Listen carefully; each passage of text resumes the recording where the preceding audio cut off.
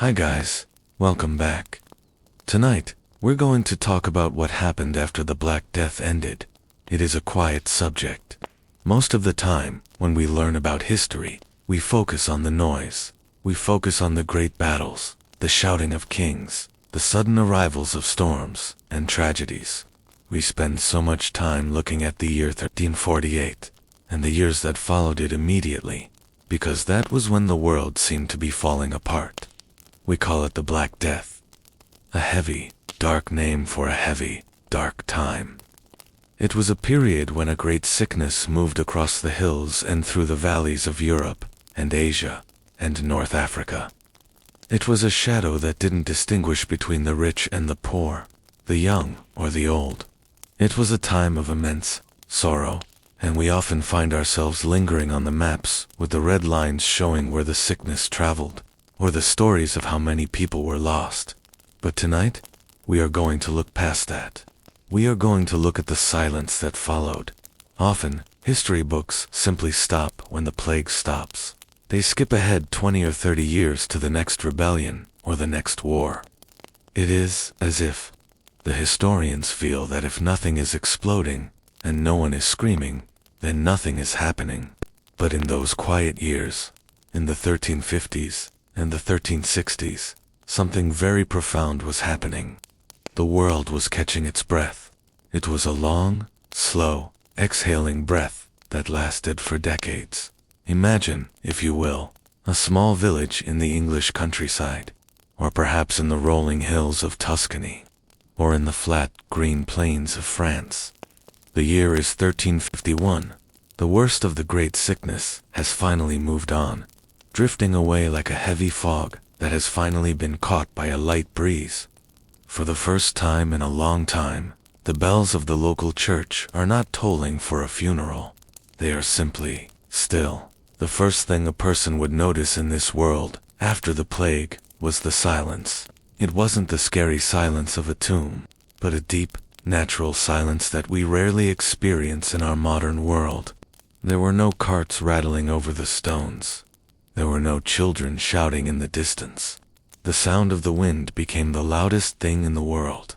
It would whistle through the eaves of the thatched roofs. It would rustle the long, overgrown grass in the village square. The streets themselves felt different. Before the sickness, the streets were narrow and crowded. You would have smelled the smoke from 100 hearths, the scent of baking bread, the less pleasant smells of livestock and open drains. But now, the air was incredibly clear. The smell of the earth was stronger than the smell of humans. If you walked down a street in 1351, you might smell the dampness of old stone, or the sweet, sharp scent of wild mint growing where it shouldn't be. You would see houses with their doors standing open, not because they had been broken into, but because the people who lived there had simply left, or were gone, and no one had come to close the latch. Inside, you might see a table with a wooden bowl sitting on it. A layer of dust would have settled over the bowl, fine and gray, like a soft blanket. The dust would be thick on the floorboards, showing no footprints. If a shaft of sunlight came through a high, small window, you would see the dust motes dancing in the air, moving slowly, lazily, in the stillness. Outside, the landscape was changing. This is something we rarely think about. When the people were gone, the land began to reclaim itself. The fields that had been plowed for hundreds of years, generation after generation, were suddenly left alone. In the first year, the wheat and the barley would have grown tall and then fallen over, unharvested. By the second or third year, the weeds began to move in. Small shrubs, brambles, the edges of the great forests began to creep forward, like a slow, green tide. Imagine walking along a path between two villages. In the old days, you would have seen farmers everywhere. You would have seen oxen pulling plows. You would have heard the rhythmic sound of a scythe. But now, you might walk 4 miles and see no one. The path would be narrowing as the grass grew in from the sides. You might see a herd of cows in the distance, but they would be different. They were becoming wilder. Without humans to milk them or guide them to the barn at night, They simply wandered. You might hear the distant, lonely sound of a cowbell, ringing softly as the animal grazed in a meadow that used to be someone's carefully tended garden. The survivors of this time lived in a strange, dreamlike state. There was a profound sense of confusion. For a long time, the world had been organized in a very specific way. Everyone had their place. You knew who your neighbors were, you knew who your Lord was, and you knew what your life would be like until the day you died. But suddenly, that structure had dissolved. The people who remained felt a mixture of things that are hard to describe. There was fear, of course, the fear that the shadow might return. Every time someone coughed, or felt a little too warm, there was a collective holding of breath. But there was also a strange, heavy relief. The sun was still rising. The rain still fell. The seasons still turned. There was also a sense of space. For the first time in history, the common people had room. Before the plague, Europe was crowded. Land was scarce. Food was sometimes hard to come by because there were so many mouths to feed. But now, there was more than enough. A survivor might look out over a valley and realize that they could choose where to plant their crops. They could choose the best soil, the sunniest slope. I want you to imagine a small cottage on the edge of a woods. It is a late autumn afternoon, around the year 1352. The light is turning a deep honey gold, the way it does when the sun is low in the sky. Inside the cottage, a woman is sitting by the hearth. The fire is small, just a few logs of oak, crackling softly. The sound of the wood popping is the only sound in the room. She is spinning wool. The worry of the spindle is a gentle, repetitive noise. Whir, click, whir, click. She is not in a hurry. There is no one demanding that she finish the work by sunset. The pressure of the old world has vanished. She looks at her hands as she works. They are calloused, but they are steady. She thinks about the village. It is much smaller now. Only 10 families remain where there used to be 30. But those 10 families have become something different. They are closer, in a way. When they meet at the well in the morning, they speak softly. They ask after each other with a genuine, lingering concern. There is no more bickering over the boundary of a field. What does a boundary matter when there is so much empty land? As the sun sets, she gets up and walks to the door. She looks out over the fields. In the twilight, the world looks blue and soft. The trees are silhouettes against the fading orange of the horizon. She can see the ruins of an old manor house on the hill. No one lives there anymore. The stone walls are cold, and the roof has started to sag.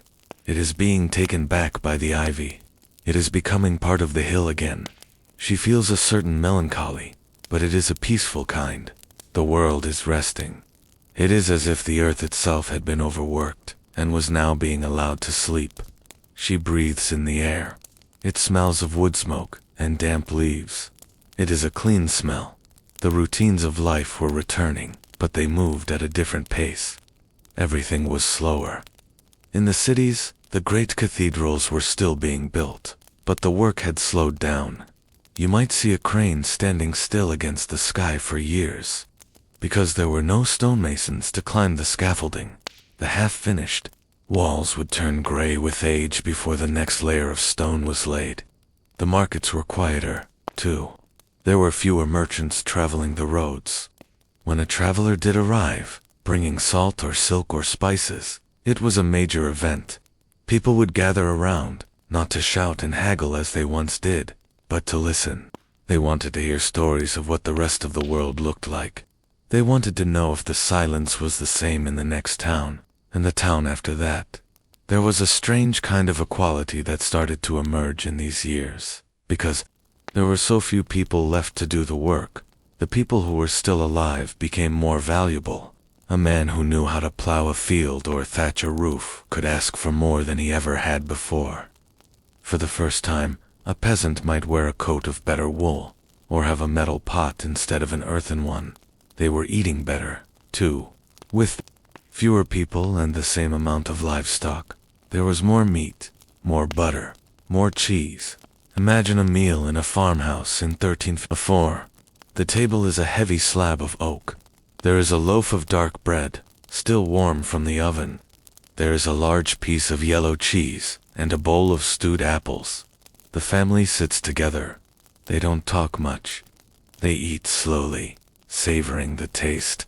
The light from a single tallow candle flickers on the walls, casting long, dancing shadows. The children in this family don't remember the time before the silence. To them, the empty houses down the road are just part of the landscape, like rocks or trees. They play in the abandoned orchards, picking apples from trees that no one owns. They run through the long grass, their laughter echoing off the stone walls of the empty church. To them, the world isn't broken, it is just wide. As the years stretched into the 1360s, the world began to find its new rhythm. It wasn't the old rhythm, but something steadier. People began to repair the fences. They began to clear the brambles from the paths. They didn't do it with the frantic energy of the past, but with a slow, deliberate care.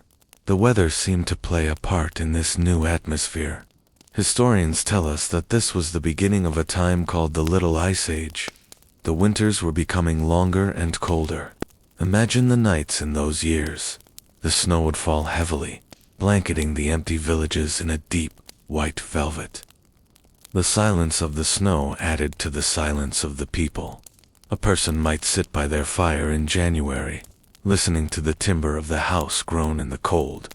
They would watch the frost patterns grow on the small leaded glass window panes. The world outside was a wilderness of white. There was nowhere to go, and nothing that needed to be done until the spring. This forced rest, this long winter sleep, became a way of life.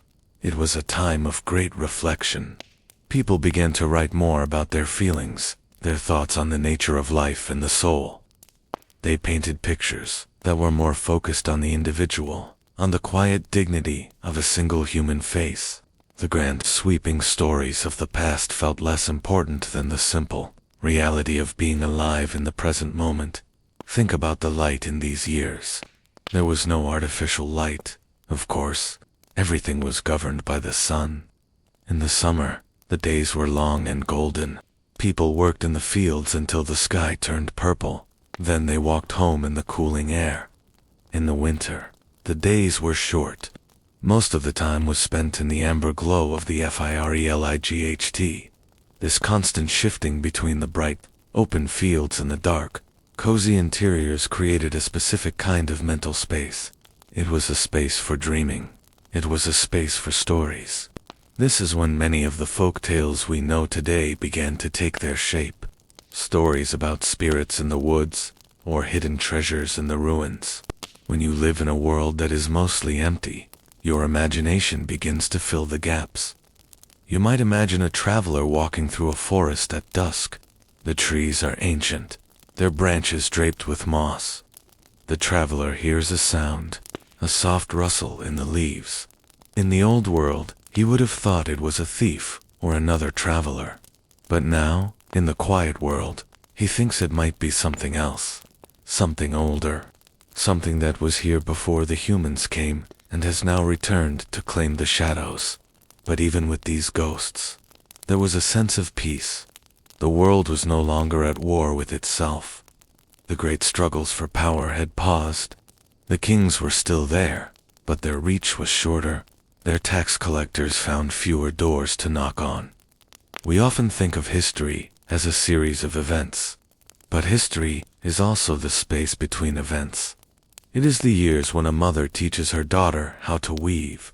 It is the years when a man learns the particular tilt of the stars in the autumn sky, so he knows when to plant his garlic.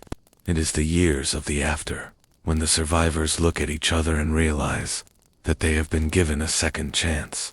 The world after the Black Death was a world of ghosts, yes, but it was also a world of incredible beauty. The air was cleaner. The forests were taller. The people were more resilient. They had looked into the heart of the shadow and had come out the other side. As you lie there, I want you to imagine the sound of that world one more time. The sound of a single bird singing in a deserted courtyard. The sound of water trickling over stones in a stream that no longer has a mill wheel to turn. The sound of your own breath, slow and steady, mirroring the slow and steady heartbeat of the 14th century as it moved toward its recovery. The streets are still there, in our imagination. The stones are cool underfoot. The wind is soft. The light is fading. The world is tucked in, resting under a blanket of time. Tomorrow, the sun will rise on a world that is a little more populated, a little more active. But for tonight, we can stay here in the 13th. We can stay in the quiet. We can stay in the overgrown gardens and the silent churches. We can appreciate the stillness. There is a comfort in knowing that after the greatest of storms, there is always a period of calm. There is always a time when the world heals itself, slowly and quietly, without anyone needing to tell it how. The villages are sleeping now. The fires have burned down to glowing embers. The cows are tucked into the lee of the hills. The wind has died down to a whisper. In the next part of our story, we will talk about how the towns began to grow again. We will talk about the first new buildings, the new songs, and the way the language began to change. We will talk about the slow awakening of the world from its long, necessary nap. But that is for another time.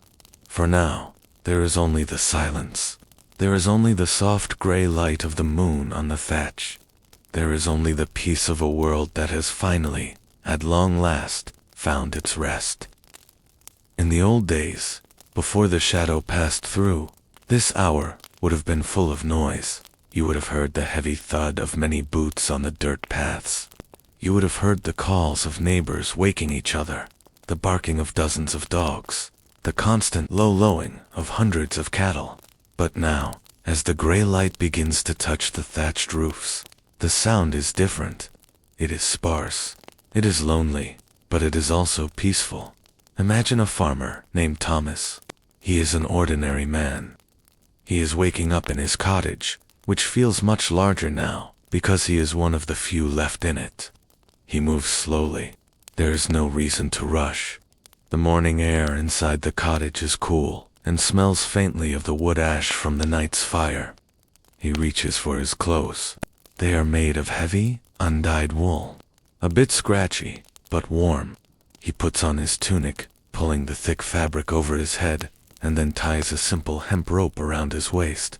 His movements are a rhythm he has known his whole life. Stretch, reach, tie. He sits on the edge of his bed for a moment, listening. He hears the rhythmic sound of a single rooster crowing from across the village. Just one. It is a thin, sharp sound in the vast morning silence. He puts on his boots, heavy leather things, stiff from the damp, and he laces them up with slow, steady pulls. Thomas opens his door, and the sound of the latch is a loud clack in the stillness. He steps outside. The grass is long and silver with heavy dew. In the old days, this grass would have been trimmed short by the constant movement of feet. But now, nature is always trying to creep back in. He walks toward the fields. He isn't going to a huge communal strip of land today. He is going to his own small plot, the one with the richest soil. Because now, he has the luxury of choice. As he walks, he passes the village bakery. The baker, a man named Nicholas, has recently reopened the large stone oven. Nicholas is there now, standing in the doorway. He isn't shouting out his prices, or hurrying to finish 100 loaves. He is just leaning against the timber frame, watching the smoke from his chimney rise straight up into the windless sky. The smell of the bakery is one of the first signs that life is coming back. It is the scent of toasted grain and warm yeast. It drifts through the empty streets, a soft, invisible promise that things are continuing. Thomas nods to Nicholas as he passes. They don't speak. They don't need to. The silence between them isn't awkward. It is a shared understanding. They are both survivors, and they are both content to let the morning stay quiet. When Thomas reaches his field, he picks up his tool. It is a heavy wooden plow with an iron tip, worn smooth and shiny from years of turning the earth. He hooks it to his ox, a slow, patient animal with large, dark eyes. The ox breathes out a cloud of steam into the cold air. Thomas places his hands on the wooden handles.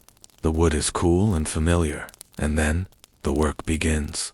It is the slowest work imaginable. Step, pull, turn the plow slices into the damp earth, flipping the dark, rich soil over. The smell of the freshly turned earth is deep and loamy. It is the smell of the world being renewed. Thomas follows the ox, his eyes fixed on the furrow. He isn't thinking about the great mortality. He isn't thinking about the kings and their distant castles. He is thinking about the depth of the furrow. He is thinking about the way the light is hitting the back of the ox. He is drifting in the repetitive, boring, soothing motion of the labor. In the village, the morning continues to unfold. A woman named Elena comes out of her house carrying a wooden bucket.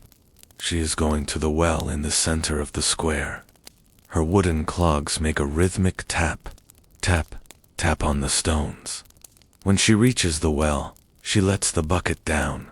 The sound of the rope sliding over the wooden roller is a long, low creak, squeak, splash. She pulls the water up, hand over hand. The water is cold and clear. She pauses for a moment, looking at her reflection in the bucket. The village square is mostly empty. There are houses with weeds growing in the doorways. There is the blacksmith's forge, where the fire hasn't been lit in days because there are so few horses left to shoe. But the sun is warming the stones now. A small cat sits on a wall, cleaning its paws in the sunlight. Elena carries the water back to her home, moving with a steady, unhurried grace. Inside her house, she prepares the morning meal. It is a very simple meal, but now, there is plenty of it. She cuts a thick slice of the dark, dense bread Nicholas baked the day before. She puts a piece of cold salted pork on top of it. She has a bowl of pottage, a slow simmered stew of peas, leeks, and onions that has been sitting near the embers of the fire. The steam from the pottage rises in a thin curl. She sits by the window, where the light is soft. She eats slowly. She tastes the salt, the sweetness of the onions, the grain of the bread. In this world, there are no distractions. There are no books to read, no news to check. There is only the taste of the food and the sight of the dust motes drifting in the beams of light. As the midday sun reaches its peak, the village enters a period of deep rest. This was always the way, but now the rest feels deeper. The few people working in the fields find a spot under a large, ancient oak tree. They sit in the shade, watching the heat shiver over the distant hills. The birds are quiet in the heat. The only sound is the occasional buzz of a heavy bumblebee moving through the wildflowers that have taken over the fallow fields. You can imagine the texture of the world at this hour. The rough bark of the oak tree against a man's back, the feel of a linen tunic, softened by many washings, resting against the skin, the coolness of a stone jug filled with small beer, a weak, watery ale that everyone drank because the water wasn't always safe. The beer tastes of hops and straw. It is refreshing and heavy, making the eyes feel a little sleepy in the afternoon. Some of the villagers might gather at the market, but it isn't the market of 10 years ago. There are only 4 or 5 stalls now. One man has some extra wool. Another has a few chickens. A woman has brought some herbs she gathered from the edge of the forest. Wild thyme, rosemary, and lavender. The bartering is done in low voices. I have these eggs, one might say. I have this honey, the other replies. The exchange is slow. They talk about the weather. They talk about the apple trees, which are heavy with fruit this year because there are so few people to pick them. They talk about the road to the next town and how it is becoming harder to see because the bushes are growing so tall. There is a sense of abundance in the midst of the emptiness. Because there are fewer people, the forest is full of game. The rivers are full of fish. The orchards are overflowing. A person could walk for an hour and find enough wild berries to fill a basket. Life is physically hard, yes, but the constant shadow of hunger has lifted for a time. As the afternoon shadows begin to lengthen, the routines turn toward the evening. Thomas unhooks his ox and leads it back to the barn. He rubs the animal's head, feeling the warmth of its skin and the coarse hair of its forehead. He puts a forkful of hay into the manger. The sound of the ox munching on the dry grass is a rhythmic, comforting noise. Crunch, crunch, crunch. The light is turning that deep, bruised purple of a late autumn evening. The air is growing crisp. One by one, the chimneys of the village begin to send up thicker plumes of smoke as the evening fires are built up. The smell of burning oak and peat fills the air. Inside the houses, the families gather. They sit around the hearth, which is the heart of the home. There might be a grandfather telling a story, not a grand story of heroes, but a story about a fox he saw in the woods that day, or a story about how his own grandfather built the stone wall at the edge of the woods. The children listen, their faces glowing orange in the firelight.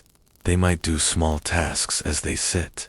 A woman might be carding wool, pulling the tangled fibers through metal combs until they are straight and soft.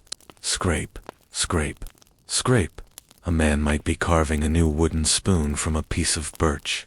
The shavings fall to the floor, white and curled like dried flower petals. This is the life that returned. It was a life of small things, a life of textures and smells, a life where the passing of a single cloud over the moon was an event worth noticing. The silence of the world had become a backdrop, a canvas on which they painted their simple, repetitive days. People began to notice the beauty in the mundane. A well-mended shirt was a thing of pride. A perfectly baked loaf of bread was a small miracle. The fact that the roof didn't leak during the autumn rains was a reason for quiet gratitude. They were living in a world that had been pruned back, like a rosebush in winter, and they were the new buds, growing slowly and carefully in the cold air. But beneath this quiet routine, something was shifting. It was a very slow change, like the movement of a glacier. Because there were so few people, the old rules were starting to feel a bit too tight. The farmers were realizing that they didn't have to stay on the same land forever. The craftsmen were realizing their skills were worth more than they had been told. The silence was starting to be filled with new thoughts. In the long evenings by the fire, people were beginning to wonder about the world beyond their village. They were beginning to think about what it meant to be an individual, not just a small part of a great machine.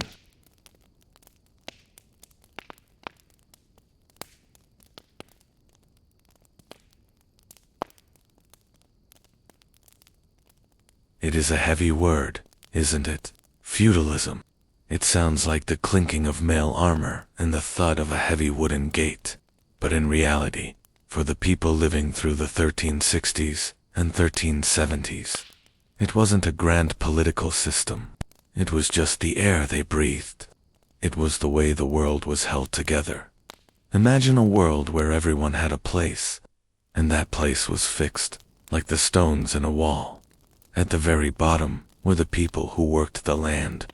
They were called serfs or peasants. But they didn't just work the land. In many ways, they belonged to it. They were tied to the village where they were born. They couldn't leave without permission. They couldn't marry without permission, in exchange for a small plot of land to grow their own food. They spent most of their days working the fields of the Lord, who lived in the manor on the hill. It was a web of obligations. I give you my labor, you give me protection. I give you my loyalty, you give me a place to exist. But after the great sickness had passed, that web began to fray. It didn't snap all at once. There was no single day when the peasants woke up and said, "We are free." No, it was much slower than that. It was as slow as the moss growing on the north side of an oak tree. Imagine the manor house again. It is a Tuesday afternoon in the year 1360. The sun is low and pale, casting long, thin shadows across the courtyard. Inside the great hall, the air is cold and smells of stale rushes and old smoke. The lord of the manor, Perhaps a man named Sir William is sitting at a heavy oak table. He is looking at a piece of parchment, but his mind is wandering. Before the plague, Sir William's life was simple. He had hundreds of families on his land. If a fence broke, he ordered it fixed. If the wheat was ready, he ordered it harvested. There were always enough hands. But now, half of those hands are gone. The cottages at the edge of the woods are empty. The thatch is falling in, and the gardens are choked with hemlock and nettles. Sir William needs his fields plowed. If they aren't plowed, there will be no grain. If there is no grain, there is no wealth. He looks out the window and sees a man named Robert walking across the green. Robert used to be a serf, tied to this manor by an oath his great-grandfather took. But Robert's father is gone, and his brothers are gone. Robert is alone, and he is strong. In the old days, Sir William would have commanded Robert. But today, the air feels different. There is a new kind of silence between them. Sir William knows that if he is too harsh, if he demands too much, Robert might simply disappear. He might walk away in the middle of the night. And where would he go? He would go to the next manor over, where the Lord is even more desperate for help. He would go to the town where no one asks for your name or your history, as long as you can carry a heavy load or turn a winch. This was the great, quiet weakening of the old way. The power had shifted from the man in the stone tower to the man with the wooden plow. It was a shift based on nothing more than the simple fact that there were fewer people. Think about the village square. It is a very small place, paved with uneven stones and surrounded by houses made of timber and mud. In the center is a well, and near the well is a small stone building where the manor court is held. This court was the heart of the feudal system. This was where the customs of the manor were enforced.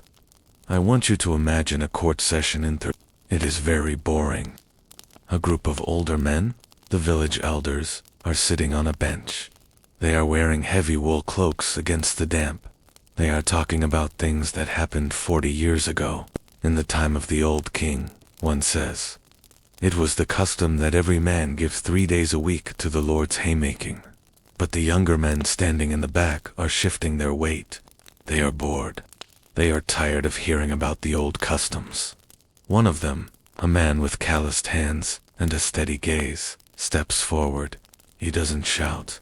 He speaks softly, in a voice that is almost a whisper. The old customs were for a world that is gone, he says. I have my own land now. I have a wife and 2 children. I cannot give 3 days for nothing. If the Lord wants my haymaking, he must pay me. Not in grain, not in protection, but in silver, in coin. The elders look at each other. The Lord's steward, who is presiding over the court, looks at his inkwell. He knows the law is on his side.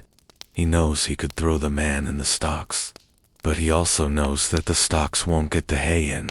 He knows that if he punishes this man, the rest of the village might just stop working. So, with a very slow and deliberate motion, the steward reaches for a new piece of parchment. He dips his quill into the dark, thick ink. He begins to write. He isn't writing a command. He is writing a contract. This is the moment the world began to change. The transition from obligation to contract. Instead of being bound by birth, people were becoming bound by agreement. It was a slow, legal, and incredibly dull process. It involved thousands of small documents. I, Thomas, agree to work the north field for the sum of 4 pence a day, for the duration of the harvest. It was the birth of the employee. It was the beginning of the end for the serf. Imagine the sound of that quill scratching on the parchment. Scritch, scritch. It is the only sound in the room, other than the breathing of the men and the occasional pop of a log in the hearth. That sound is the sound of the old world crumbling. As the years went by, the lords found it harder and harder to keep the old system going. They were losing control over their labor, and as they lost control over labor, they lost control over the land itself. They began to lease the land out. Instead of managing the huge fields themselves, they broke them up into smaller farms. They said to the peasants, "You take this land. You farm it however you like. You keep everything you grow. Just pay me a fixed amount of silver every year as rent." To the Lord, this was a relief. He no longer had to worry about the weather or the harvest or the stubbornness of his workers. He just waited for his rent. But to the peasant, this was freedom. Once the rent was paid, the rest was theirs. They were no longer working for another man's table. They were working for their own. This changed the way the village felt. People started to take more care of their individual plots. They built better fences. They planted fruit trees, pears, apples, plums, knowing that they would be the ones to eat the fruit in 10 years' time. The landscape became more fragmented, more personal. The vast open fields of the early Middle Ages were being replaced by the hedgerows and small pastures that we still see in parts of Europe today. Imagine walking through one of these villages at twilight in 1375. The air is cool and smells of damp earth and woods. You can hear the rhythmic clink of a hammer as someone repairs a gate. You can see a woman in a garden, her hands deep in the soil as she pulls weeds from her rows of onions and leeks. She isn't rushing. There is a sense of ownership in her movements. This is her garden. These are her onions. If she works a little harder today, her children will have a little more tomorrow. The weight of the Lord's manor, sitting there on the hill, feels a little lighter. It is still there, of course. The Lord still collects the rent. He is still the judge in the high court, but he is no longer the master of her every hour. The decline of feudalism was also a decline of the old ways of thinking. People were starting to see themselves as individuals. In the old world, you were part of a group, a village, a guild, a family. But now, with a contract in your hand and a rent to pay, you were an individual. You were a person who could make choices. This shift was reflected in the very language people used. They talked more about my and mine. They talked about wages and prices. The world was becoming more mathematical, more focused on the ledger and the coin. Think about the silence of the counting house. A merchant or a steward sitting in a small wood-paneled room. The only light comes from a single candle. On the table are piles of coins, gold from Florence, silver from England. There is a wooden abacus, the beads sliding back and forth with a soft clack. Clack, clack, dot. This was the new heartbeat of the world. Not the ringing of the church bell calling people to the fields, but the soft sound of coins being counted.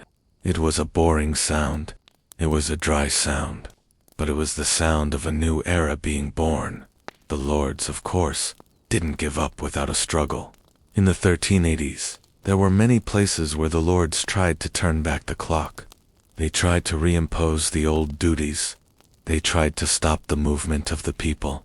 This led to tension, and sometimes to quiet, simmering anger in the taverns and the marketplaces. But you cannot fight the weather, and you cannot fight the changing of the seasons. The old world was a forest that had grown too thick and too dark, and the great sickness had been the fire that cleared it out. Now new plants were growing in the sunlight. They were different plants. They were tougher, more independent. The villages were becoming more diverse. You might have a wealthy farmer who owned 3 teams of oxen and a large stone house, living right next to a man who only had a small garden and worked for wages. The old equality of poverty was being replaced by a new ladder of success. It is a different kind of silence here. In the woods, the silence feels natural, like the earth is just resting. But in the cities, in places like London, or Paris, or Florence, or the small walled towns of Germany, the silence in the 1350s was something heavy. It was the silence of a house that was built for 100 people, but now only holds 10. It was the silence of a hollowed-out world. I want you to imagine you are standing outside the main gate of a city. The year is 1358. The sun is pale and low, filtered through a soft, gray mist that smells of the sea and damp stone. The walls of the city are massive. They were built to protect thousands of bustling, shouting, busy souls. But as you look up at the battlements, you see only one guard. He isn't looking out for enemies. He is sitting on a stone bench, leaning his chin on his hand, watching a single crow perch on the iron portcullis. The gates are wide open.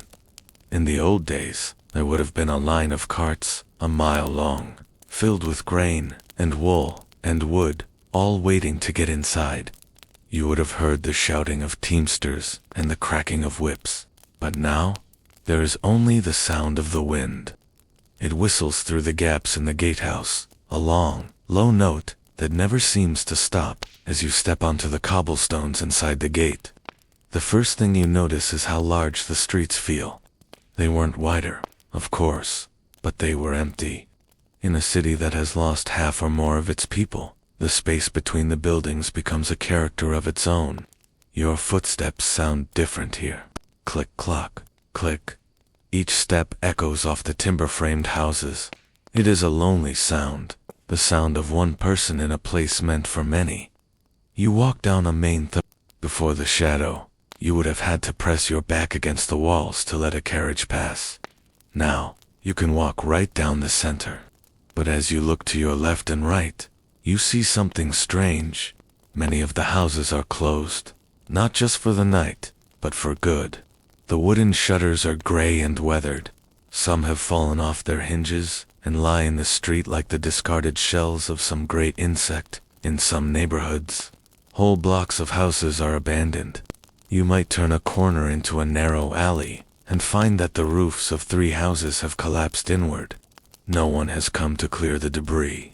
The timber has rotted, and the thatch has turned into a dark, damp mold. And in the center of these ruins, nature has already begun its work.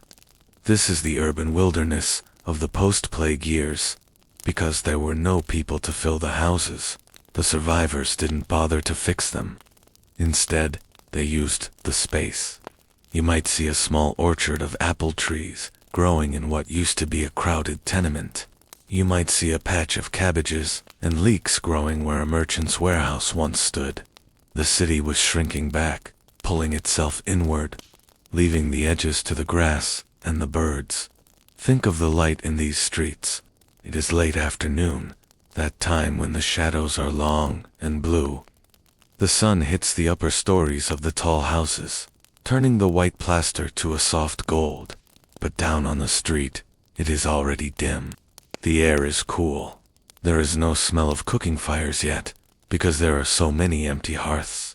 The air smells of old dust, wet wood, and the cold, clean scent of the river. You reach a small square with a stone fountain in the middle. The water is still running, a thin silver thread falling into a mossy basin. Drip, plash, drip. It is the only constant sound. And then, from across the city, you hear a church bell. It isn't the frantic, heavy tolling of the funeral bells from 10 years ago. It is the bell for Vespers, the evening prayer. It is a single bell hanging in a high stone tower. The sound travels easily over the empty rooftops. Bong, bong, bong.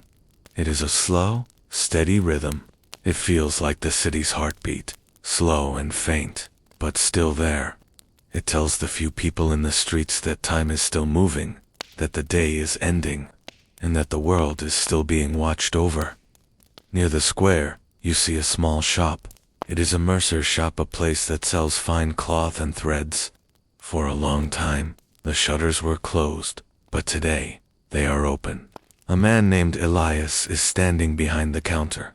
He is an older man, with a face lined by many winters. He is wearing a tunic of dark green wool, and he is carefully folding a piece of linen. The linen is beautiful, a soft, creamy white. It has come from Flanders, far to the north. Elias moves slowly. He isn't in a hurry, because he only expects 2 or 3 customers today. He smooths the fabric with his hand, his fingers feeling the texture of the weave. The sound of the cloth sliding over the wooden counter is a soft hiss. This is the beginning of trade restarting. It isn't a flood, it's a trickle. Elias remembers when he had 5 apprentices and a shop so full of customers he couldn't see the street. Now, he works alone. But he has something he didn't have before. Time. He can look at the linen. He can appreciate the quality of the thread. He can watch the way the light from the door catches the silver needles in his wooden box. As you watch him, a merchant's caravan enters the square. But call it a caravan is perhaps too grand. It is 3 mules, led by a man in a dusty brown cloak. The mules are laden with heavy leather packs. As they walk over the cobbles, the sound is a rhythmic clack-clack, clack-clack. The bells on their harnesses jingle softly. Tinkle, tinkle. This is a precious sound. It means the roads are being used again. It means the towns are talking to each other once more. The merchant stops at Elias's shop. He brings small things. A bag of black peppercorns from the east, a few jars of ginger, a bundle of fine silk from Italy. These things are incredibly expensive, more so than they used to be. But the people in the city have silver in their pockets. Because there are so few of them, the ones who are left are, in a strange way, wealthier than they were before. Elias and the merchant talk. They don't shout. They speak in low, quiet voices, their breath misting in the cooling air. They talk about the journey. The merchant tells him that the road over the mountains was quiet. He saw more deer than people. He tells him that the bridges are still standing, but the inns are mostly empty. They trade. Elias gives the merchant silver coins, and the merchant hands over the spices. The smell of the ginger and pepper fills the small shop, cutting through the damp scent of the street. It is a sharp, warm smell. It smells of distant places, of sunshine and dry earth. It is a reminder that the world is much larger than this quiet, half-empty city. The merchant leads his mules away, toward the river, where he will find a small inn for the night. The sound of the harness bells fades slowly into the distance. Tinkle, tinkle, tinkle, until it is gone now. The sun has finally dipped below the horizon. The sky is a deep, velvety indigo. The first stars are beginning to blink into existence, cold and bright. In the houses that are still lived in, people are beginning to light candles. You can see the flickers of amber light in the upper windows. It looks like the city is full of small, glowing embers. In a small bakery down a side street, the baker is preparing his dough for the morning. His name is Peter. The bakery is a warm place, the air thick with the smell of flour and the residual heat from the great stone oven. Peter is kneading the dough. Thump, fold, push. It is a rhythmic, heavy sound. His hands are covered in a fine white dust. He works by the light of a single oil lamp. The flame dances in the draft, casting long, wobbly shadows of Peter's arms against the wall. He is making the fine white bread, the manchet bread, because his customers can afford it now. The dark, gritty bread of the poor is less in demand. Even the laborers want the bread of the lords. Peter likes the quiet of the night. He likes the way the flour feels like silk between his fingers. He likes the sound of his own breathing, steady and slow. He is part of the city's recovery, one loaf of bread at a time. He isn't thinking about the thousands who are gone. He is thinking about the warmth of the oven and the weight of the dough. Outside, a light rain begins to fall. It isn't a storm. It is just a soft, vertical drizzle. You can hear it pattering on the wooden shingles and the stone cobbles. Pit, pat, pit-pat. It washes the dust from the streets.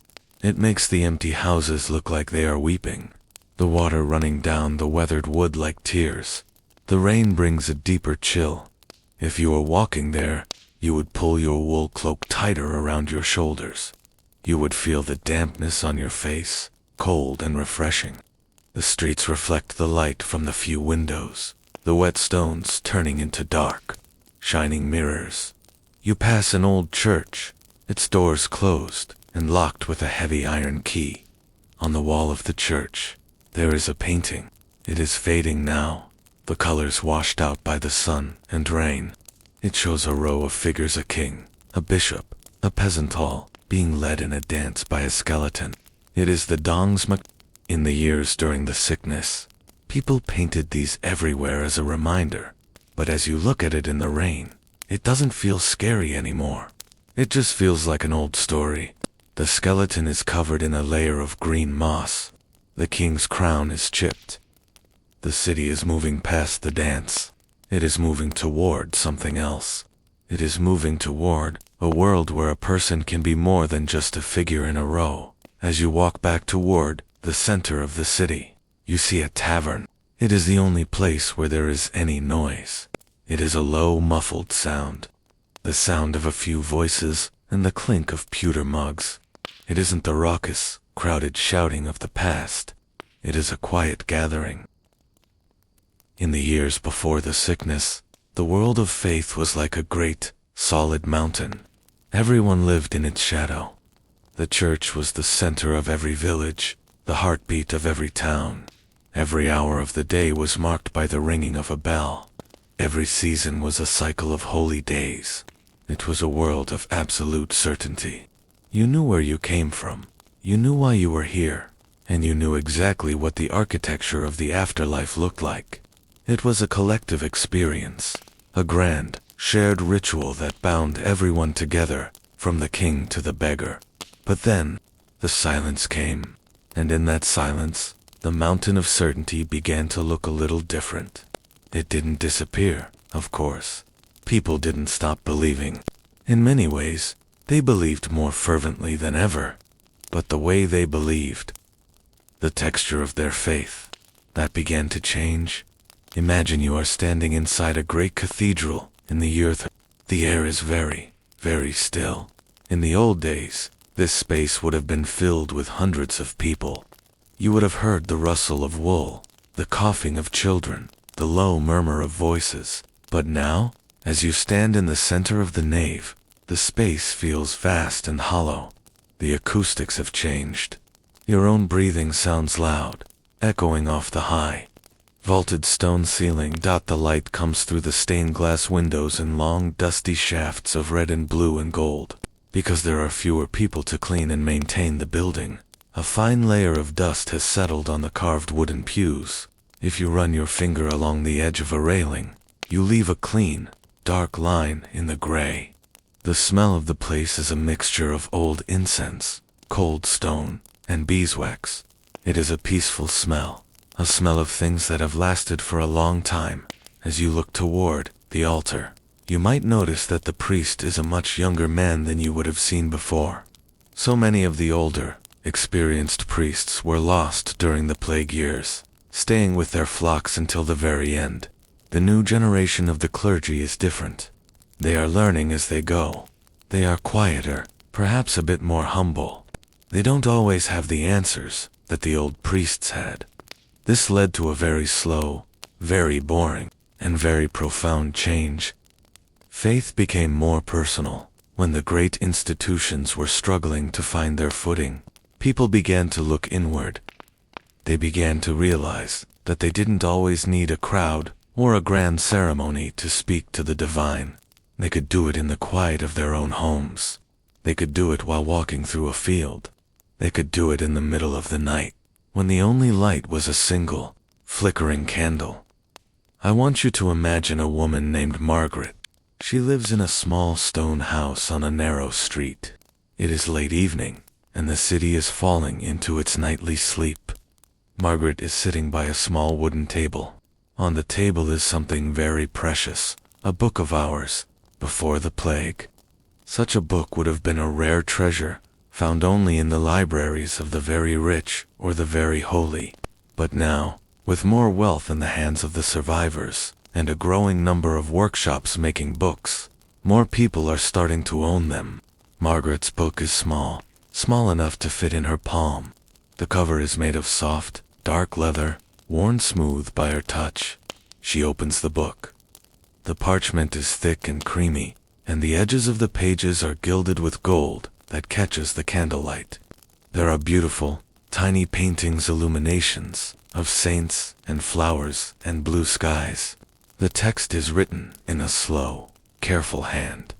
Margaret cannot read every word, but she knows the rhythms of the prayers. She follows the lines with her finger. Scritch. Her nail makes a tiny sound against the parchment. This is a private moment. There is no priest here. There is no choir. There is just Margaret, her book, and her thoughts. She is reflecting on her life. She is thinking about the people she lost, not with the sharp agony of the past, but with a soft, lingering melancholy. She is asking questions in the quiet of her mind. Why am I still here? What is required of me now? These were the quiet doubts that started to emerge. Not a doubt that God existed. That was unthinkable in the 14th century, but a doubt about how the world worked. People began to wonder if the old, rigid rules were as important as they once thought. If death could come for everyone so quickly, then perhaps the most important thing was the state of one's own soul, right here and right now. This led to a rise in what we might call private devotion. People started building small shrines in their houses. They bought small, carved wooden statues of saints to keep on their mantels. They spent more time in silent reflection. The noise of religion was being replaced by a hum. Think about the monasteries during this time. Imagine a monk named Brother Thomas. He is in the scriptorium, the room where books are copied. In the old days, the scriptorium would have been full of 30 or 40 monks. The air thick with the sound of scratching quills and the smell of wet ink. But now, there are only 5 monks in the room. They are spread out, sitting at high desks near the windows to catch the last of the daylight. Brother Thomas is working on a copy of a text by a mystic. The mystics were becoming very popular in the years after the plague. They were people who wrote about having a direct, personal connection to the divine. A connection that didn't require a church or a hierarchy. They spoke of God as a still, small voice or a cloud of unknowing. Brother Thomas dips his quill into the horn of black ink. He pauses, watching a drop of ink hang from the tip of the feather. It is a perfect, dark pearl. He is not in a hurry. He has been working on this one page for 3 days. He is painting a border of ivy leaves and small red berries. Each leaf is a tiny, delicate stroke. The silence in the monastery is deep. You can hear the sound of the wind in the cloisters. You can hear the rhythmic clack-clack of a monk's wooden sandals as he walks down a stone corridor. This silence isn't empty. It is full of thought. The monks are no longer just guardians of an ancient system. They are seekers, just like the people in the villages. They are looking for new ways to understand a world that has been so deeply shaken as the 1360s moved into the 1370s. This shift toward the personal began to change the physical world as well. People started to build smaller, more intimate chapels, instead of the massive, overwhelming cathedrals. You see the rise of Chantry chapels, small, beautiful rooms often built inside larger churches, meant for a single family or a small group of friends to gather and pray in private. Imagine one of these chapels. It is carved from white limestone, so fine it looks like lace. The floor is made of colorful tiles, deep greens, rich yellows, earthy reds. There is a small altar with a single silver cross. The space is only large enough for 5 or 6 people. When you enter, the air feels warmer, more protected. It is a space for the individual. It is a space for the heart. The authority of the church as an institution was also changing, but in a very boring, administrative way. Because so many leaders were gone, the church had to simplify. It had to become more practical. There were fewer grand processions. There were fewer complicated legal disputes over land and taxes. The church was focusing more on its basic mission, tending to the souls of the people. This created a strange kind of peace. The tension between the people and the priests, which had been high before the plague, began to soften. They were all in the same boat now. They had all walked through the valley of the shadow together. When a priest stood before his small congregation on a Sunday morning, he wasn't looking down at them from a great height. He was looking at his neighbors. He was looking at his fellow survivors. The sermons changed to They became less about the grand architecture of heaven and hell, and more about the simple virtues of daily life. They talked about patience. They talked about kindness. They talked about the beauty of the natural world, which was flourishing in the absence of so many humans. I want you to imagine a village church on a Sunday morning and the doors are open to let in the summer air. You can hear the sound of a sheep bleating in the distance. Inside, there are only 20 people. They are sitting together near the front. The priest is speaking in a low, conversational tone. He isn't shouting. He is telling a story about a mustard seed. The people are listening with a new kind of intensity. They aren't there because they have to be. They are there because they want to be.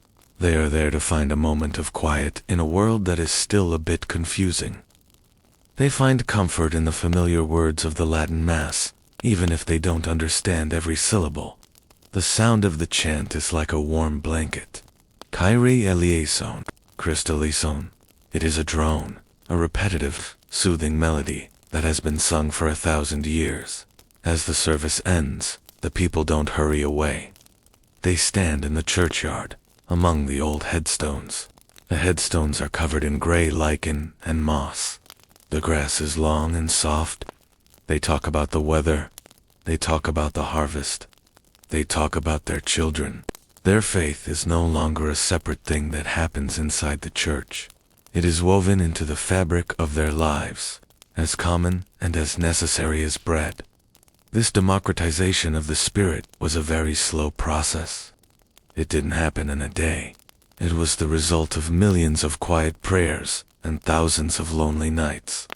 It was the result of people realizing that their own inner life was a vast and beautiful landscape, just as real as the fields and the forests outside. It is a world of small rooms, of the rhythmic grinding of herbs, and of a very deep, very still kind of observation. For a long time, as we've discussed, the world felt like it was in the grip of something it couldn't understand. But as the 1350s and 60s progressed, the people whose job it was to care for the sick began to change the way they looked at the human body. They didn't have the tools we have today. They didn't have the microscopes or the vast libraries of chemical knowledge. What they had was the silence of the sick, the wisdom of the garden, and a new, quiet determination to watch, to listen, and to learn from what they saw in the old world. Before the plague, medicine was a very academic thing. It was found in heavy, dusty books written hundreds of years earlier. Doctors spent much of their time debating ancient theories about the stars and the four humors.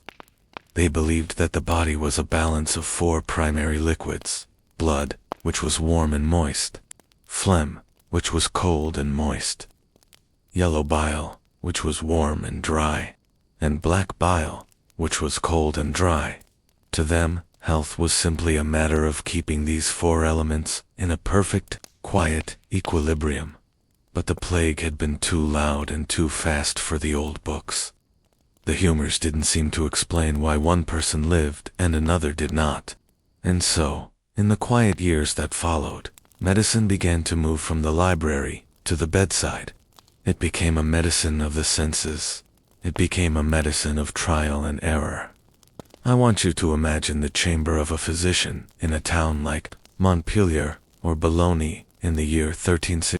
The room is small and cool, with thick stone walls that keep out the heat of the afternoon sun. There is a single window, and the light that comes through it is soft and diffused, catching the dust motes that drift lazily through the air. The walls are lined with shelves of dark, polished oak, and on those shelves are hundreds of glass and ceramic jars. Some of the jars are tall and elegant, with hand-painted labels in fading blue ink. Others are small and round, made of heavy green glass that ripples when the light hits it. Inside these jars are the secrets of the 14th century healer. There are dried flower petals that rustle like parchment when the jar is moved. There are thick, dark syrups that smell of honey and pine. There are powders made from ground minerals and roots that have a sharp, earthy scent. The physician is sitting at a heavy wooden desk. He is an older man, wearing a long robe of dark wool that makes no sound as he moves. He is writing in a ledger, his quill making a slow, rhythmic scratching sound on the thick paper. Scritch, pause, scritch. He is recording what he saw that morning. He isn't writing about the alignment of Mars or the influence of the moon. He is writing about the color of a patient's skin. He is writing about the rhythm of a pulse, which he measured by feeling the steady throb of a wrist under his thumb. This was the birth of clinical observation. In the silence of the post-plague world, doctors began to realize that the body told its own story, if only they were quiet enough to hear it. One of the most important places in this new world of medicine wasn't a hospital, but a garden. Imagine a small walled garden behind a monastery or a doctor's house. The air here is very still, and it smells of 1,000 different green things. This is the physic garden. It is a place of order and peace. The plants are grown in neat, rectangular beds, separated by narrow paths of crushed stone. You can hear the soft crunch of footsteps on the gravel as a healer walks among the rows. He stops at a patch of lavender. The plants are bushy and gray-green, topped with spikes of tiny purple flowers.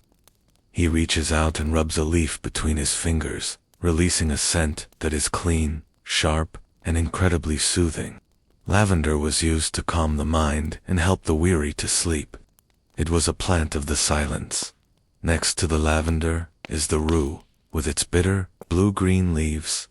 Then there is the sage, soft and velvety to the touch. There is the peppermint, which smells cool even in the heat.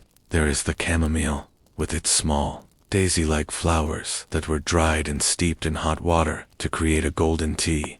The process of preparing these medicines was a slow and repetitive one. Imagine the sound of a stone mortar and pestle. Grind, circle, tap. The healer sits on a wooden stool, working the heavy stone bowl. He is grinding dried poppy seeds into a fine, gray powder. The sound is steady and lulling. He adds a few drops of rose water, and the powder turns into a thick, fragrant paste. There is no hurry. The medicine must be prepared with care, the movements repeated hundreds of times, until the texture is exactly right. As the medicines were being prepared in the quiet of the gardens, a new idea was beginning to take hold in the streets of the cities. The idea of public health. This was perhaps the most boring but most vital change of all. It wasn't about surgery or potions. It was about the air, the water, and the stones. In the years after the plague, city officials began to look at their surroundings with new eyes. They realized that a city that was clean was a city that was quiet and healthy. They began to pass laws that were very simple and very practical. Imagine a group of city councillors in London or Florence, sitting in a room lit by the soft glow of beeswax candles. They are talking about the butchers. Before. The butchers would work in the center of the town, and the remains of their work would be left in the streets. But now, the councillors decide that the butchers must move. They must work outside the walls, near the river, where the waste can be carried away by the moving water. It is a slow administrative change. It involves maps and documents and the steady movement of stone, but it changes the smell of the city. It makes the air lighter. It makes the silence cleaner. They began to pave the streets, replacing the muddy tracks with flat, gray stones. Imagine the sound of a heavy hammer hitting a stone. Thud, clack, thud. One by one, the stones are laid. They are fitted together like a puzzle. When the rain falls, it no longer creates a stagnant pool. It runs off the stones and into the new stone-lined gutters. The city is being scrubbed, slowly and methodically. They also began to think about the water. They built small conduits, wooden or lead pipes, to bring fresh spring water from the hills into the heart of the town. Imagine the sound of that water. It is a constant, low gurgle as it flows through the pipes and into the stone fountains. It is a clean sound. It is the sound of health. And then, there was the invention of quarantine. The word itself comes from the Italian quaranta, meaning 40. In ports like Venice or Ragusa, ships arriving from distant lands were required to sit at anchor in the harbor for 40 days before anyone was allowed to step onto the shore. Imagine a ship sitting in the bay. It is a beautiful evening. The water is as flat as a mirror, reflecting the orange and purple of the sunset. The ship is a dark silhouette, its masts and rigging looking like a spiderweb against the sky. There is no sound from the ship. No one is shouting. No one is unloading cargo. It is just sitting there, resting on the tide. This was a medicine of patience. It was an acknowledgement that time itself could be a healer. By waiting for 40 days, in the silence of the harbor, the people on the shore were protecting themselves. They were giving the bad air the miasma time to clear. We know now that it wasn't the air, but the principle was the same. It was a strategy of stillness. The doctors of this time also began to focus on the 6 non-naturals. This is a very old-fashioned term for the things that we now call lifestyle. They were food and drink, sleep and waking, motion and rest, air and environment, the evacuation of waste, and the passions of the mind. Think about a doctor visiting a patient in 1370. He doesn't arrive with a sharp knife or a painful treatment. He arrives with a set of suggestions. He walks into the bedroom, where the light is dim and the air is cool. He sits on a chair by the bed. He stays there for a long time, just watching. You must sleep more, he says in a low, calm voice. You must rest when the sun goes down, and rise only when the light is strong. He suggests a meal of poached fish and light bread. He suggests a walk in a garden where the air is scented with rosemary. He suggests that the patient should avoid anger and loud noises. This was a medicine of the environment. It was about creating a space where the body could heal itself. It was about finding the rhythm of the natural world and aligning the human body with it. It was a very gentle, very slow way of looking at health. The surgical tools of the time were also changing. They were becoming simpler, cleaner. Imagine a surgeon's kit. It is a roll of heavy linen. When it is unrolled, you see a few steel instruments, small knives, a pair of tweezers, a needle for stitching wounds. The steel is polished and cold. Before he uses them, the surgeon washes them in strong vinegar or wine. He doesn't know about bacteria, but he has observed that the wine makes the wounds heal more cleanly. He has observed that the sting of the vinegar is followed by a quiet recovery. The bandages were made of fine, bleached linen. Imagine a woman sitting in a room, tearing a long piece of linen into narrow strips. Rip, rip. The sound is sharp in the quiet room. She rolls the strips into neat, tight cylinders. They are white and soft. When they are wrapped around a limb, they feel cool and supportive. They are the texture of care. It wasn't a sudden explosion of ambition. It wasn't the kind of ambition that shouts or pushes. It was a quiet, patient ambition, the kind that notices a patch of unused land, or an empty shop in the city, or a seat at a merchant's table that no one is sitting in anymore. It was the realization that for the first time in history, a person's story was not entirely written the day they were born. I want you to imagine a man named Nicholas. It is the year 1360. Nicholas is a farmer, or at least, he was. He lives in a small village where the hills are green and the air always smells of damp earth and wood smoke. For generations, his family has plowed the same strips of land for the same lord.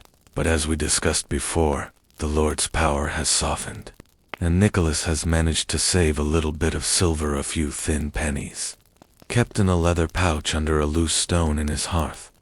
Nicholas is standing at the edge of his field. It is early autumn, and the morning mist is clinging to the stalks of the dead grass. He is looking down the road that leads away from the village and toward the great stone walls of the city. In the old days, that road was a mystery to him, but now it is an invitation. Nicholas is not running away. He doesn't have to. He has fulfilled his obligations, but he has decided that he no longer wants to spend his winters shivering in a drafty cottage, waiting for the spring thaw. He wants to be a merchant. He wants to be someone who moves things from one place to another. Imagine the sound of his footsteps as he walks down that road. Crunch, crunch, crunch. It is a slow, steady rhythm. He isn't in a hurry. He is carrying a small pack on his back, containing a few changes of wool clothes and a loaf of Nicholas's baker friend's bread. As he walks, the landscape changes. The forests get a little thinner, the fields get a little larger, and eventually, the gray towers of the city appear on the horizon. When Nicholas enters the city, he doesn't look for a farm. He looks for a warehouse. He finds a man who needs someone to guard a shipment of wool arriving from the north. Nicholas is strong, and he is honest, and because there are so few men like him left, he is hired immediately. He spends his days in the quiet of the warehouse. The air inside is thick with the smell of raw sheep's wool, oily, earthy, and warm. The light comes through small, high windows, casting long, dusty beams across the stacked bales. The only sound is the rhythmic thump of the bales being moved, and the scratching of a clerk's quill as he keeps the inventory. Nicholas watches. He listens. He learns the language of trade.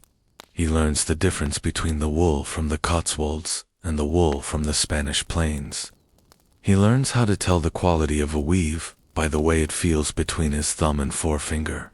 Rub, slide, rub. Over the years, Nicholas moves from guarding the wool to weighing it. Then he moves to buying it. And finally, one morning in 13, Nicholas is the one sitting at the table, wearing a tunic of fine blue cloth, talking to a farmer who has just walked down the road from a village just like the one Nicholas left. He has moved from the soil to the shop. He has climbed a ladder that his grandfather didn't even know existed, and he did it without a single shout, just by being there and by being patient. This was happening everywhere. Imagine a woman named Catherine. She is the daughter of a simple Tanara man who worked with raw hides and the bitter smell of oak bark and lime. But Catherine has a talent for the needle. She can sew a seam so straight and so fine that you can barely see it. In the old world, Catherine would have married another tanner, and her life would have been lived in the same narrow street. But now, the great houses of the city, the houses of the new merchants, and the surviving nobility want beautiful things. They want silk linings. They want intricate embroidery. They want clothes that show the world they have survived and thrived. Catherine opens a small shop. It is just a single room on a busy corner. She sits by the window every day to catch the best light. The sound of her work is almost silent.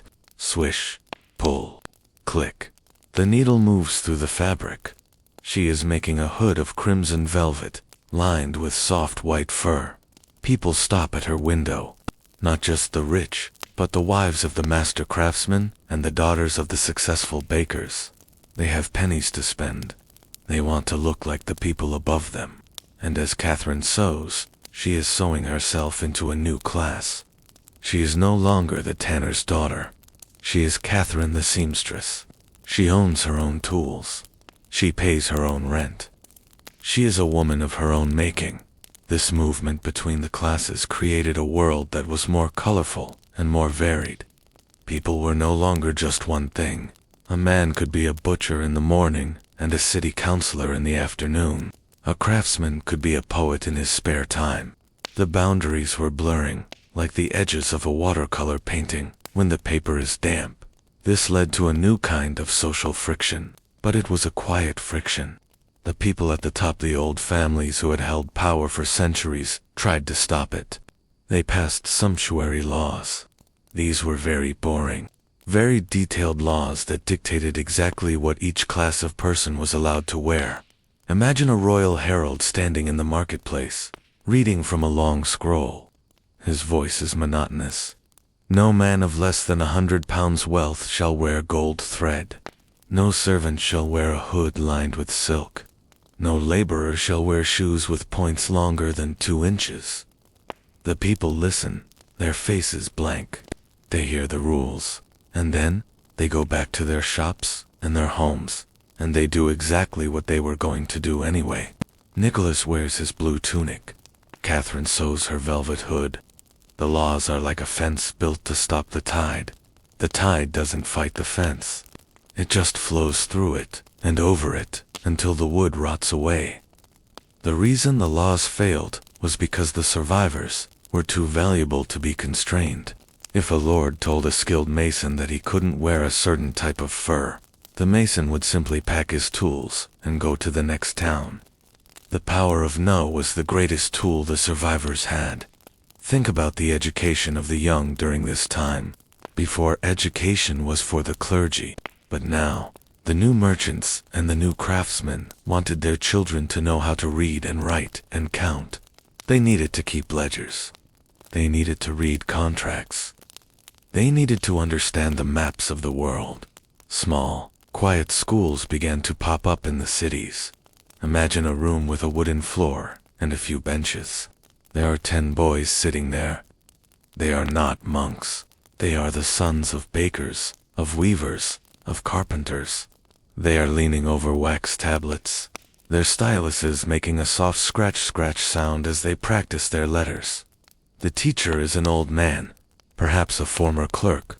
He moves among the benches, his voice a low murmur. A is for apple. B is for bread. C is for coin. These boys will grow up to be something different than their fathers. They will have the tools of the mind as well as the tools of the hand. They will be the ones who build the banks, who write the plays, who navigate the ships across the vast, unknown oceans. They are the seeds of the modern world. Growing in the quiet soil of the 14th century, this social mobility was also reflected in the houses people built. In the old world, a house was just a shelter. But now, it was a statement. People wanted houses with more rooms. They wanted separate spaces for cooking, for sleeping, for working. They wanted windows, real glass windows, if they could afford them, to let in the light. Imagine the sound of a carpenter's plane as he smooths a piece of oak for a new staircase. The thin curls of wood fall to the floor like golden ribbons. The air smells of sawdust and linseed oil. This house isn't being built for a lord. It's being built for a man who used to be a serf, but is now a master of the Guild of Drapers. The city was becoming a patchwork of success stories. Each new window, each new roof, each new set of stairs was a quiet triumph over the old, rigid world. The people were proving that the world could be rebuilt, and that it could be rebuilt better. But even in this movement, there was a sense of continuity. People didn't want to destroy the old world. They wanted to join it. They wanted the dignity that had once been reserved for the few. They wanted the stability of the law and the comfort of the faith. They were not revolutionaries. They were climbers. I want you to think about the pace of this change. It took decades. A man might spend 20 years as a laborer before he could afford to buy his first mule. A woman might spend her whole life sewing before she could afford to buy a house of her own. It was a slow, patient, and very boring process. It was a life of pennies saved, of favors traded, of lessons learned in the quiet of the night. But when you add up all those pennies and all those lessons, you get a world that is fundamentally different. You get a world where the person at the bottom can see the person at the top, and they can imagine themselves making the journey. As we look at our 14th century world tonight, we see a world that is stretching its limbs. It is a world that is shaking off the dust of the old centuries and looking toward the new. It is a world of possibility. Nicholas is asleep now, in his house in the city. His ledgers are closed. His blue tunic is hung neatly on a peg. He dreams of the wool coming in from the north and the silver going out to the east. He is a merchant, and he is content. The first thing we must observe is the economic restructuring of the world. This sounds like a cold, dry topic, but it is actually a very human story of sheep, silver, and fences. Because there were still fewer people than there had been a century before, the great landowners had to make a choice. They could no longer force thousands of people to toil in the wheat fields for pennies. So, They looked at their land and they saw the grass. Imagine the sound of 1,000 sheep grazing on a hillside. Munch, munch, R.I.P. It is a gentle, rhythmic sound. In these years, huge stretches of Europe were enclosed. This means that the open communal fields were divided by low stone walls, or thick hedgerows of hawthorn and blackthorn. These walls were built to keep the sheep in. A single shepherd and a dog could manage a flock that covered miles of territory. The wool from these sheep became the new gold of the age. Think of the texture of that wool, oily, thick, and smelling of the damp hills. It was gathered in great barns, weighed on heavy wooden scales, and packed into immense canvas sacks. The sound of the sheer snip, snip, snippy came the soundtrack of the English and Spanish countrysides. This shift from labor-intensive grain to capital-intensive wool meant that wealth was no longer just about how much land you owned. It was about how much product you could move across the sea. This created a new kind of person, These were men who lived in the country but thought like city dwellers. They kept meticulous ledgers. They watched the prices in the markets of Bruges and Venice. They were the architects of a new economy based on coin and contract rather than blood and oath. The slow return of the people. We often think that once a sickness ends, the population bounces back immediately. But the recovery after the Black Death was a very long, very sleepy climb. It took nearly 200 years for the population of Europe to reach its former levels. Why was it so slow? Because the sickness didn't just leave. It lingered in the corners of the world, returning every 10 or 15 years in smaller, quieter waves. Imagine a village in the year 1420. There is a new row of cottages. The timber is fresh and pale, and the thatch is still bright yellow. There are children playing in the lane. You hear the sound of their laughter, a high, clear noise that echoes against the old stone walls of the church. But if you talk to the elders, they will tell you that the village is still only 2/3 the size it was in their great-grandfathers' time. That this slow recovery was actually a blessing in disguise for the people who were there, because the population stayed low. The golden age of the laborer lasted for generations. There was always enough food. There was always enough wood for the fire. There was always a need for a man who knew how to build a cart, or a woman who knew how to weave a fine cloth. The people were taller now. They were stronger. The skeletons that archaeologists find from the late 14th century show better nutrition than those from the centuries before. They were eating more meat, more butter, more honey. Their lives were still hard, but they were no longer living on the ragged edge of starvation. They had time to sit by the fire in the evening. They had time to carve a wooden toy for a child. They had time to think. A shift in the human spirit, this extra time, this extra space, led to a profound cultural shift. In the years immediately following the plague, art was often dark and focused on death. But as the decades passed, a new curiosity began to bloom. It was as if the human race had looked at the end of the world and realized that since they were still here, they might as well understand the world they were living in. This was the beginning of humanism. It is a word we use today to describe a very grand philosophy, but at the time, it was just a slow turning of the head. Instead of looking only at the sky and the afterlife, people began to look at each other. They began to look at the ruins of the ancient Greeks and Romans that sat in their backyards. They began to realize that the ancients had known things about medicine, about architecture, and about government that had been forgotten. Think of a scholar in a library in Florence in the year 1430. The room is quiet, the only sound the rustle of vellum pages. He is reading a manuscript that has been hidden in a monastery for 500 years. It is a book about geometry. As he reads, he realizes that the world can be measured. He realizes that the stars move according to laws, and that a building can be designed to be perfectly balanced. This led to a boring but revolutionary change in art, perspective. Before, paintings were flat and symbolic, but now, artists began to use math to create the illusion of depth. They wanted the viewer to feel like they could walk right into the painting. This was a reflection of the new confidence of the age. Man was no longer a helpless leaf in a storm. He was a witness, an observer, a measurer of reality. The foundations of the Renaissance, soul of these threads, the wealth from the wool trade, the higher wages of the workers, the new curiosity of the scholars, began to weave together into a tapestry we call the Renaissance. It didn't happen because of a single genius. It happened because the Black Death had cleared away the old, cluttered forests of the Middle Ages and allowed new things to grow, because wealth was concentrated in fewer hands. Those hands had more to spend on beauty. A merchant in 1440 didn't just want a house. He wanted a palace. He didn't just want a church. He wanted a cathedral filled with the work of the best painters and sculptors. He was competing with other merchants, not with swords, but with art. Imagine the city of Florence. The river Arno flows slowly under the stone bridges. The air is warm and smells of baking bread, and the cedar oil used by the painters. You walk past a workshop where a young man is carving a block of white marble. Chink, chink, chink.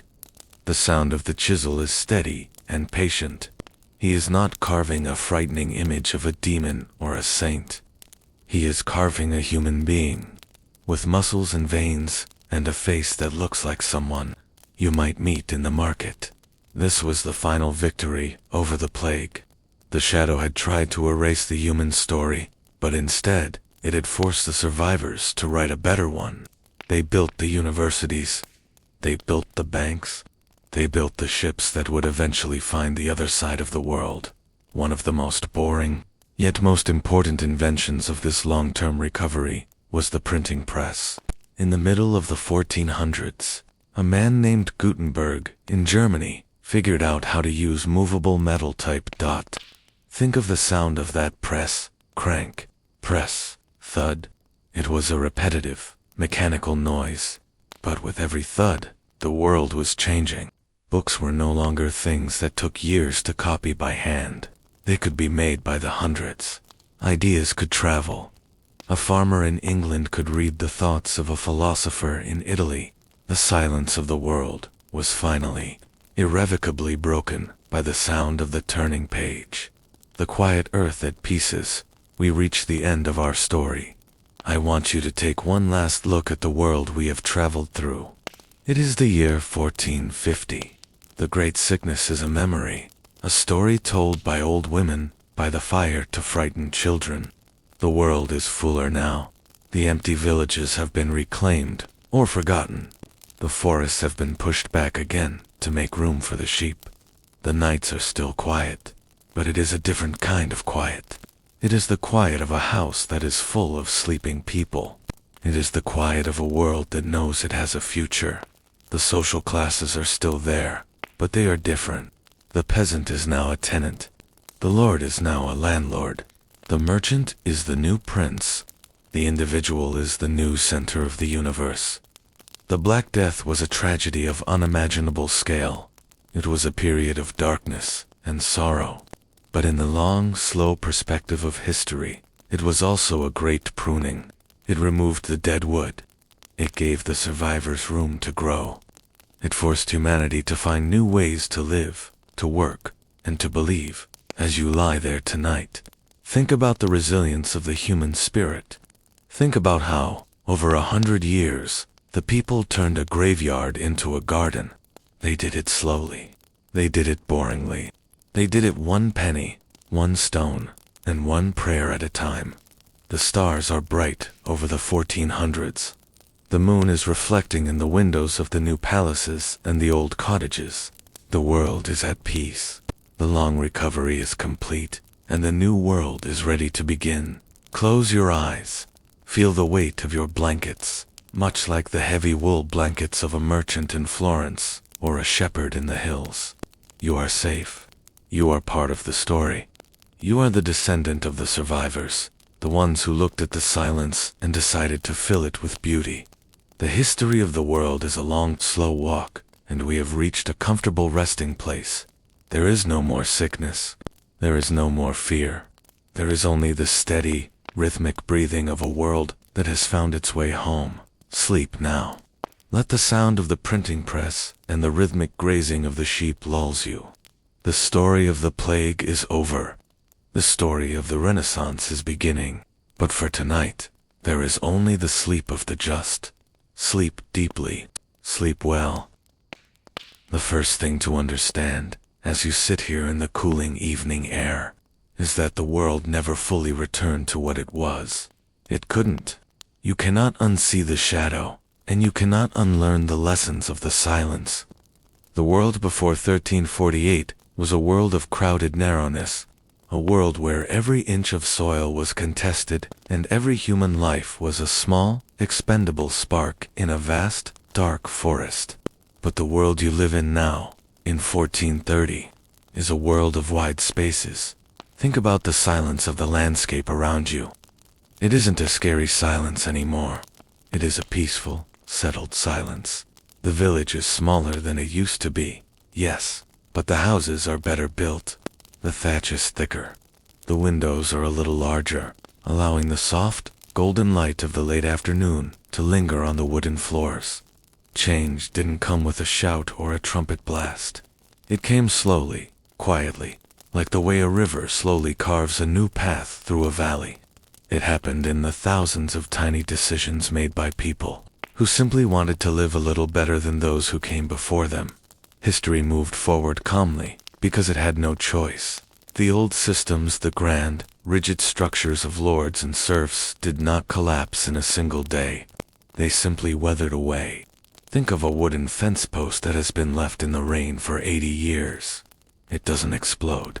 It just slowly softens, the grain of the wood opening up, until one day it is no longer a barrier, but part of the earth itself.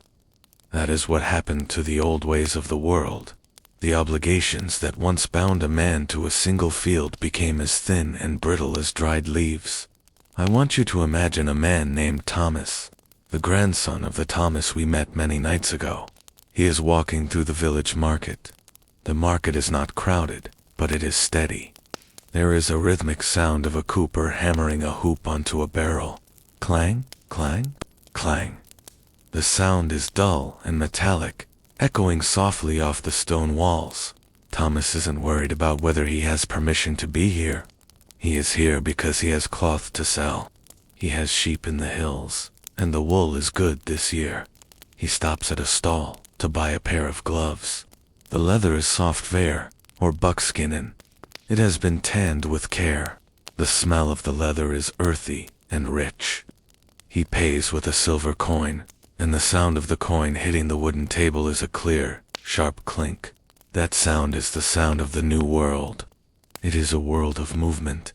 It is a world where a man can put his life in his pocket and walk down the road to see what lies beyond the next hill. As the sun dips lower, the colors of the world begin to deepen. The green of the meadows turns into a dark, velvety emerald. The sky turns a pale, dusty violet. The world is no longer in a state of emergency. It has found its new normality. The generations have passed, one after another, like the waves of a calm sea hitting a sandy shore. Each generation took a little more of the wilderness and turned it back into a garden. Each generation built a few more stone walls, repaired a few more bridges, and wrote a few more songs. The memory of the great sickness has become a part of the architecture. You can see it in the way the new houses are grouped together, and the way the cemeteries are kept with a quiet, lingering respect. But the fear has been replaced by a deep, quiet resilience. The people of 1430 know that the world can break, but they also know that it can be mended. They have seen the earth heal itself. They have seen the birds return to the ruins, and the fish return to the cleared streams. Think about the clocks that are starting to appear in the high towers of the cities. Before, time was a fluid thing, marked only by the sun and the church bells. But now, there is a new interest in the passing of the hours. You can imagine the sound of a great mechanical clock, a heavy, metallic tick, tock tick. It is a slow, relentless sound. It tells the world that time is a resource. It tells the world that the hours belong to the people who live them. This shift in how people thought about time was perhaps the quietest change of all. It meant that people were looking forward. They were planning. They were thinking about the next year, the next decade, the next century. They were no longer just surviving the day. They were building a future. History moved forward calmly because the people were tired of the noise. After the great tragedy, there was a collective desire for stability, for the boring parts of life to return. They wanted the rhythmic turning of the seasons, the steady growth of the crops, and the predictable cycle of the feast days. They found beauty in the mundane. A well-carved spoon, a sturdy pair of boots, a roof that didn't leak. These became the markers of a successful life. I want you to imagine the interior of a house at night in this new century. The fire is low, just a heap of glowing orange coals in the center of the hearth. The smell of wood smoke is faint and comforting, like a warm blanket. A woman is sitting in a wooden chair, her hands resting in her lap. She is watching the shadows dance on the wall. The house is quiet. Her children are asleep in the loft above. They're breathing slow and steady. She thinks about the stories her grandmother told her, stories of a time when the world seemed to be ending. But as she looks at the sturdy walls of her home, and the pile of grain in the corner, and the soft wool of her shawl, she feels a sense of profound peace.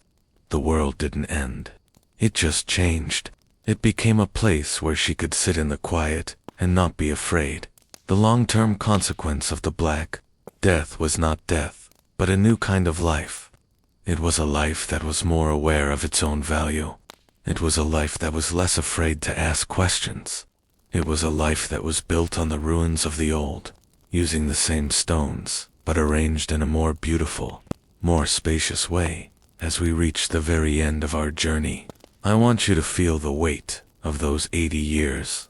Feel the slowness of the decades. History is not a series of dates on a page. It is the accumulation of millions of quiet nights, just like this one. It is the sound of the wind in the thatch, the creak of a floorboard, and the steady, patient heartbeat of humanity as it moves through the dark. The world never fully returned to what it was, and that is okay. The before was a world that was already straining under its own weight. The after is a world that has been given room to breathe.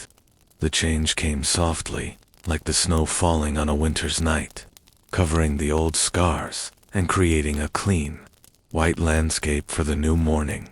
We have traveled a long way together, from the first shadows of the 1348 to the quiet stability of the 1400s. We have sat with the farmers, the bakers, the merchants, and the healers. We have heard the silence, and we have heard the return of the noise. And now, it is time for us to rest, too. The stars are bright over our 14th century village. The moon is a thin, silver sliver, hanging low over the dark line of the forest. The river is a ribbon of black glass, moving silently under the stone bridge. The world is at peace. The great struggle is over, and the long, slow work of being human continues. There are no strong conclusions to be drawn, only the observation that the world is very old and very resilient. It has seen the storms, and it has seen the calm. It has seen the sickness, and it has seen the health. And through it all, it continues to turn, slowly and steadily, through the infinite dark. Close your eyes now. Feel the coolness of the air on your face. Feel the warmth of your blankets. You are safe. You are in the quiet space at the end of a long story. There is no more history to learn tonight. There are no more dates to remember. There is only the stillness. History has moved forward, and it has brought us here, to this moment of rest. The fires are out. The candles are extinguished. The world is tucked in for the night. I want you to think of the silence one last time. It isn't an empty silence. It is a silence full of dreams. It is a silence full of the possibilities of the new world that is just beginning to wake up. But that waking is for tomorrow. For tonight, there is only the sleep. The air is still. The night is long. The story is finished. Sleep now. Let the memory of the quiet fields and the silver coins and the soft wool carry you away. You are drifting on the slow river of time, safe and unhurried. The world is quiet, and so are we. Sleep deeply. Sleep well. Softly, the night closes in. Softly, the stars watch over us. Softly, the world turns. Good night, peaceful. Closing words for a peaceful world. Sleep, sleep, sleep.